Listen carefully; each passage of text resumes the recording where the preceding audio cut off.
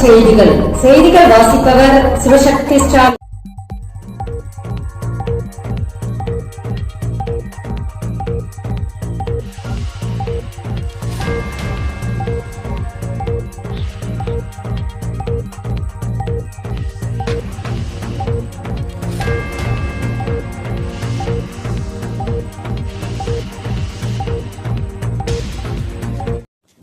பள்ளிகளில் சோழர்கள் குறித்த படிப்பு தேவை.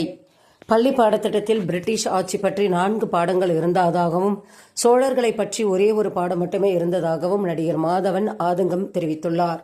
2400 ஆண்டுகள் ஆட்சி செய்த சோழர்களை விட 800 ஆண்டுகள் மட்டுமே ஆட்சி செய்த ஆங்கிலேயர்கள் பற்றி எதற்கு அதிக பாடங்கள் என்று அவர் கேள்வி எழுப்பியுள்ளார். என்சிஆர்டி பாடத்திட்டம் குறித்த கேள்விக்கு அவர் இவ்வாறு ஆவேசமாக பதிலளித்துள்ளார். PM இன்டர்ன்ஷிப் திட்டம் விரைவில் ஆட்கள் சேர்ப்பு. PM இன்டர்ன்ஷிப் திட்டத்தின் கீழ் படித்த இளைஞர்கள் தேர்வு செய்யப்பட்டு அவர்களுக்கு 12 மாதங்கள் வரை பயிற்சி மத்திய அரசால் வழங்கப்படுகிறது. அப்போது மாதம் ரூபாய் 5000 ஒரு முறை மட்டும் ரூபாய் 6000 உதவித்தொகை அளிக்கப்படுகிறது. இதற்கு 2வது கட்ட விண்ணப்ப பதிவு ஏப்ரலுடன் நிறைவு பெற்றன. இதனையடுத்து விண்ணப்பம் மீதான பரிசீலனை நடக்கிறது. இது 10ஆம் தேதிக்குள் முடிந்து ஆட்சேர்ப்பு நடக்கும் என கூறப்படுகிறது. 4 நாட்கள் இடைநீக்கம் அரசு அதிரடி உத்தரவு. தமிழ்நாட்டில் அரசு பள்ளிகளில் பணியாற்றும் தலைமை ஆசிரியர்கள் மற்றும் பிற ஊழியர்கள் மீது போக்சோ புகார்கள் பதிவு செய்யப்பட்டால் அவர்கள் 4 நாட்களுக்குள் இடைநீக்கம் செய்யப்பட வேண்டும் என பள்ளிக்கல்வித்துறை உத்தரவிடப்பட்டுள்ளது.